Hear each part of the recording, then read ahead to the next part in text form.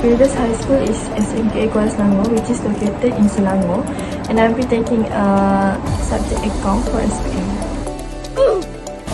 My previous school, which I graduated from, the name is Sekolah Menengah Kebangsaan Pagu, which is located at Johor. In that school, I'm taking economy course.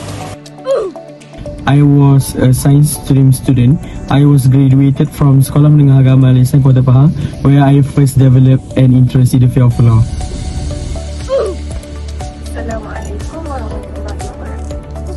My name is Isabel Zadamti. My number matrix is 075881. So, in my previous school, I have been in Sekolah Menengah Integrasi Sains Status Pawi, which is located in Kuala Lumpur. Motivates me to enter the law school. Actually, I am quite interested with law since high school. And then I saw a lot of videos on TikTok that show how law actually is. And I love how the influencers on TikTok promoting law, like Tun Laila. I love how she talks. I love how she debates about the cases, the current cases. And she inspired me a lot to be a good lawyer in future. The motivation is come from my parents since I was 16 years old. And from what I've been told is the law offers the opportunity to develop a range of skills and explore many aspects of human life. It gives me the chance to sharpen my mind, strengthen my understanding, and deepen my experience across the full range of humanities and social science. I might acquire both breadth of understanding and depth in the areas that interest me the most. Therefore, I should know that law appeal to those want to develop both abstract thinking and practical problem solving. So it's easy to see why I don't have to be a lawyer just because I done a law degree. As we know that many other students choose other paths, a law degree can give you the skills to be a successful lawyer, but also can be a successful producer, politician, manager, journalist, diplomat, or police officer. My main motivation for entering law school is my own desire to understand the legal system and how it affects society. I'm also intrigued by the roles of lawyers in advocating justice and human rights.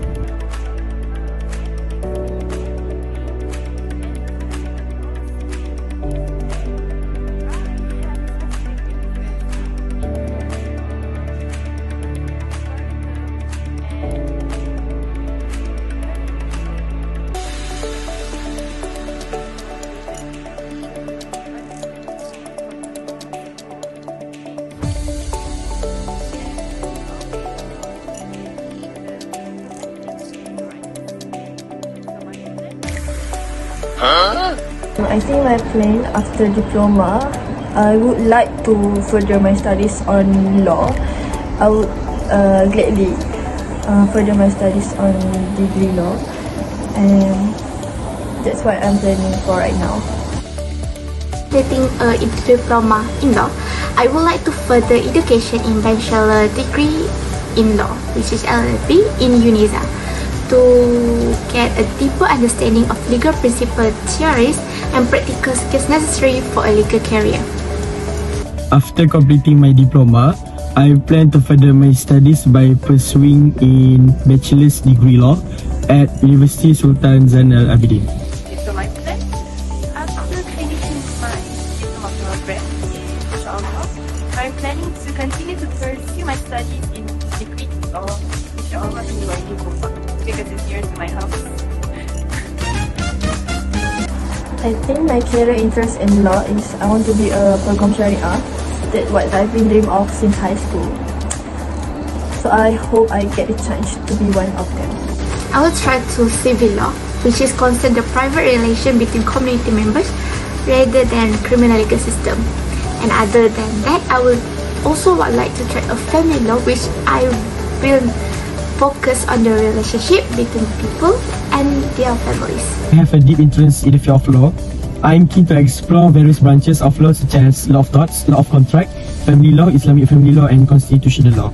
My career aspiration is to be a dedicated lawyer who helps their clients to achieve the justice they deserve. As for my career interest, I am planning to become a legal corporate in one of the under one of the PLC companies, government companies. Which one of my favorites is Petronas. What I get from this semester, I've got to learn 4 new subjects of law, which is law of contract, Islamic family law, and constitutional law. Each subject has their own challenges for me, and obviously it's quite hard for me to adapt, to understand all of them. But with the help of the lecturer and the help of my supportive friends, it will be easy. They help me a lot in understanding all of the subtopics, all the topics that I don't quite understand. Through this SEM, I get a set of knowledge and skills that are valuable in various professions such as understanding legal principle and concept of the law. I learn of the type of law and principles such as requirements to make a valid contract, same to others law that I learned in this semester. Throughout this semester, I've learned a great deal about fundamentals of law and how law can be applied in the real cases. Among the subjects I studied are law of contract, family law, Islamic family law, and constitutional law. These subjects provide me a deeper understanding of how legal principles work in our judicial system. I'm also confident that the knowledge I've gained will serve as a solid foundation for my academic and career journey in the field of law. So for the last one, which is about skills I've gained this semester, which is I have learned to manage my time effectively. It's not that I do not have any time management skills previously, but this is the first time I've entered an extracurricular activity in a university, which is Multi-Skill Malaysia, which I've entered last week this year. At that time, I did so challenging to attend the extracurricular activity with my academics, while doing the assessments, with do the assignments at the same time. But that does not stop me to learn how to manage my time effectively, which alhamdulillah I managed to balance both of them at the same time. Okay, so to begin with, an online contract can be referred to a legally binding agreement that can be formed electronically through digital platforms such as sending emails, websites, and also digital applications, which nowadays have become a trend within us humans to do an agreement online contract, such as digital applications such as Carousel, Lazada, and also Shopee, which the online contract nowadays in today's digital era has become a pivotal role in order to facilitating global commerce and also transactions. Online contracts has its own advantages. One of them, they offer convenience and efficiency, which allows the parties to engage in agreements swiftly and across vast distances. Next, for legal provision. Under the Contract Act 1950 in Malaysia, a binding contract requires an offer, acceptance, consideration, the intention to create legal intention, and certainty of terms. Adding an item to an online shopping cart generally does not constitute a binding contract under the Contract Act 1950 for the following reasons. First, offer and acceptance. Adding an item to a cart is typically viewed as an invitation to trade, not an offer. The customer indicates an interest in purchasing the item, but no formal offer has been made to the seller. Second, intention to create legal relations. There needs to be clear intention by both parties to enter into a legally binding agreement. Simply adding an item to a cart does not usually demonstrate such intention, as the user can still abandon the cart or modify its contents.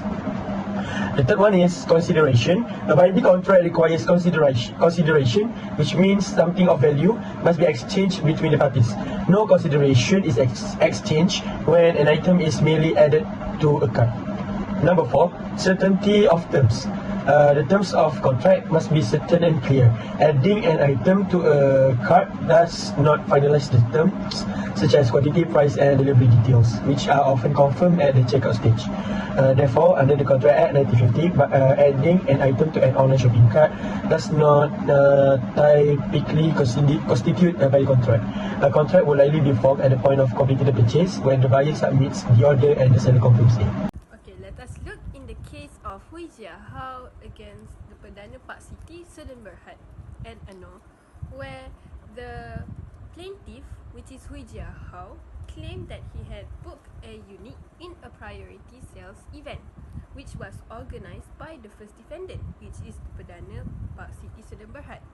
However, the plaintiff did not make an immediate payment. Then, the property was sold to the second defendant with a check. The plaintiff then made an argument where the booking procedures and also the invitation letter leads to a binding offer, which leads to a binding contract when they had complied with it. The court held that the invitation letter was merely an invitation to trade, not a binding offer, as there were no evidence that the plaintiff had made an enforceable offer on the day of the event. Moving to the next point, in Islamic jurisprudence, the formation of a binding contract typically requires an offer which is ijab and acceptance which is qabul, with clear terms and mutual consent between the parties involved. The mere act of adding an item to an online shopping cart on platforms like Shopee or Lazada generally does not constitute a binding contract. Here's why. First of all, intention and mutual consent, which is niyah and law. For a contract to be binding in Islam, both parties must have a clear intention to enter into the agreement and must mutually consent to the terms. Adding an item to a cart is usually considered an indication of interest rather than a firm intention to purchase. Second of all, offer and acceptance, which is ijab and qabul. Islamic contracts require a clear offer and acceptance. Adding an item to a cart is akin to browsing or expressing interest, but it does not represent a formal offer or acceptance. The contract typically becomes binding when the buyer proceeds to check out, confirms the purchase, and the seller acknowledges the order. The third one is clear terms and condition, which is shurut. The terms of the contract must be clear and agreed upon by both parties.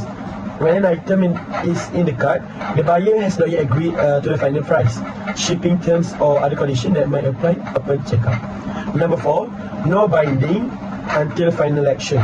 In most e-commerce platforms, the binding contract is formed when the buyer completes the checkout process, submits payment information, and receives an order confirmation from the seller.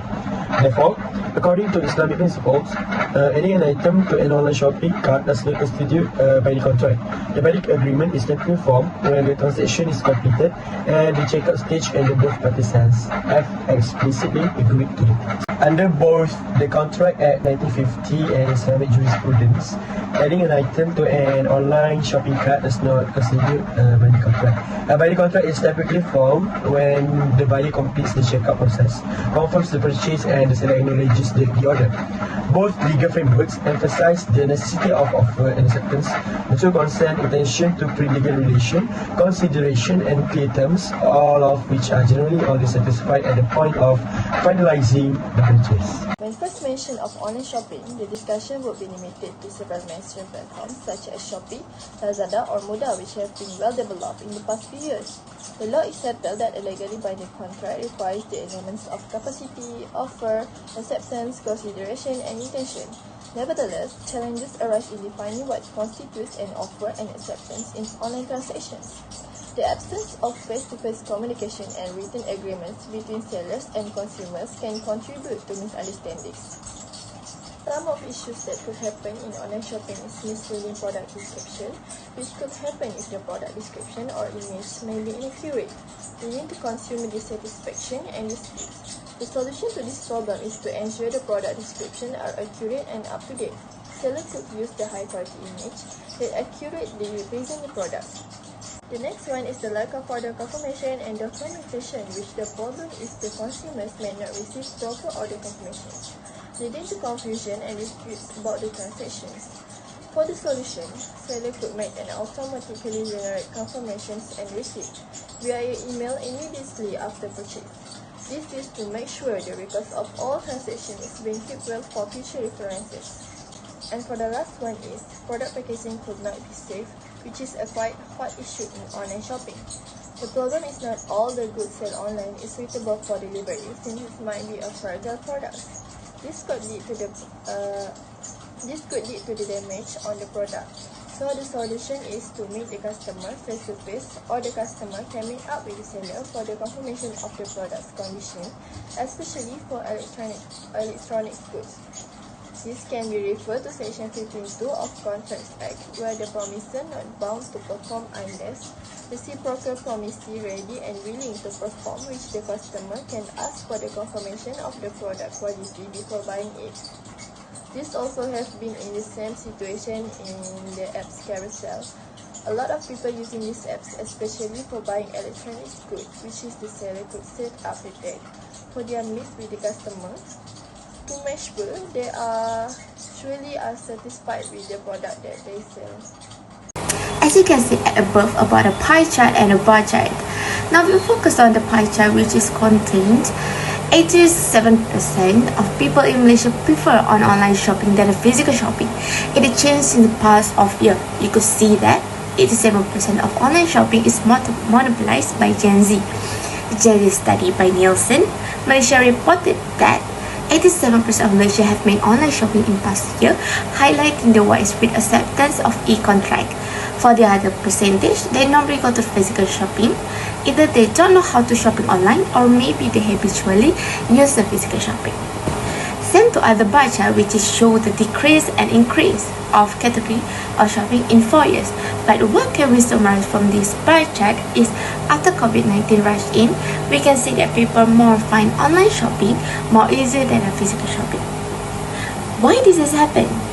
Because at the beginning of COVID-19 pandemic at 2021, the Malaysian government imposed the Movement Control Order, which is MCO, which is drove consumers to shop online instead of physical stores. The majority of consumers also admitted that the pandemic has changed their shopping habits, especially the frequency of making online purchases. So we can know that why the reason Malaysian people prefer to shop online is the online shopping is more convenient, price and selection. This has increased the online shopping trend in Malaysia. To sum up everything that has been stated, it shows that choose an item then click on add to cart on online shopping apps generally does not consider as a valid contract and not binding. In addition, adding an item to the cart is often viewed as an indication of interest. The goods that appear on the purchase page considered as the display of goods and the invitation to trade.